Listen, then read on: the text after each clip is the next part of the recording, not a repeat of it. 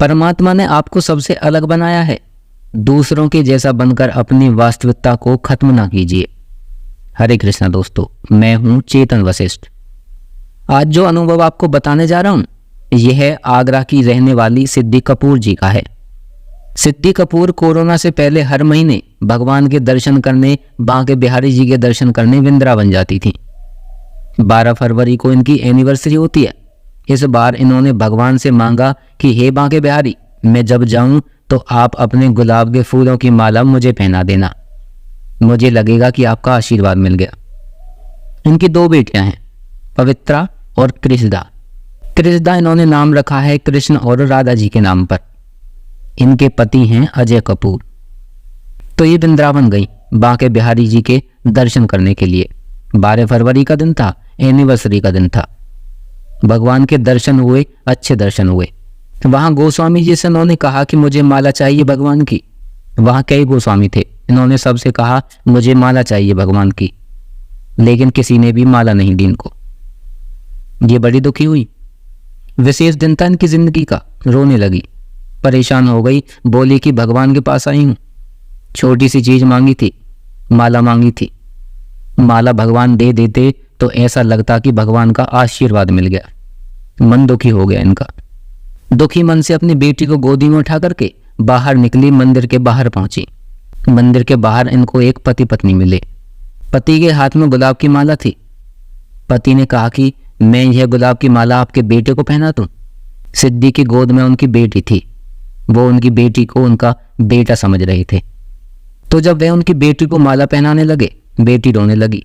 बेटी रोने लगी तो वे व्यक्ति थे, उनकी पत्नी ने उनके हाथ से माला ली और सिद्धि को पहना दी। और वह महिला बोलती है, भगवान कृष्ण की माला है, ये बिहारी जी की माला है।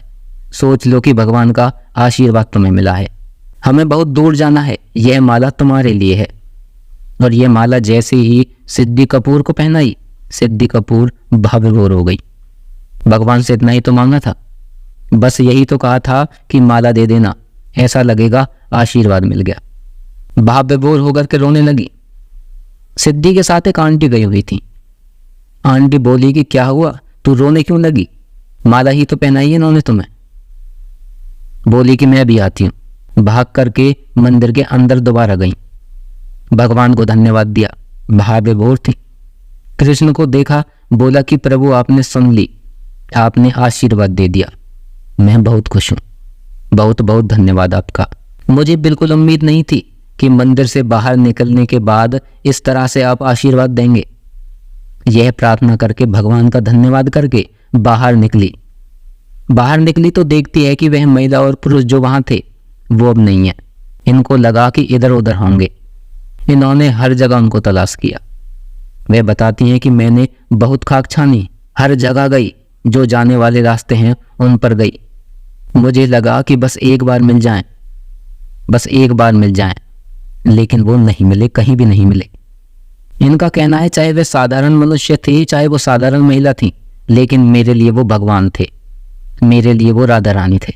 वो मुझे आशीर्वाद देकर गए।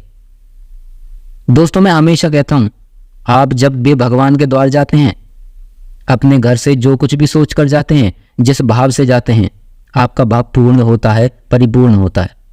मैं हमेशा एक बात कहता हूं, जो लोग दर्शन करने जाते हैं उनको दर्शन होते हैं, जो भगवान से मिलने जाते हैं उनको भगवान मिलते हैं, और जो आशीर्वाद प्राप्त करने जाते हैं उनको आशीर्वाद प्राप्त होता है।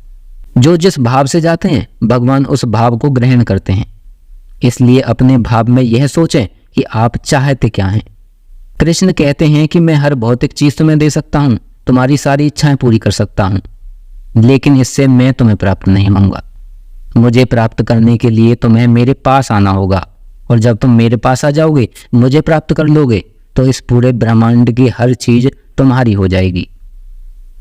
यह भाव अंदर पैदा कीजिए कि आपको प्राप्त करना क्या है, आपको भगवान से चाहिए क्या।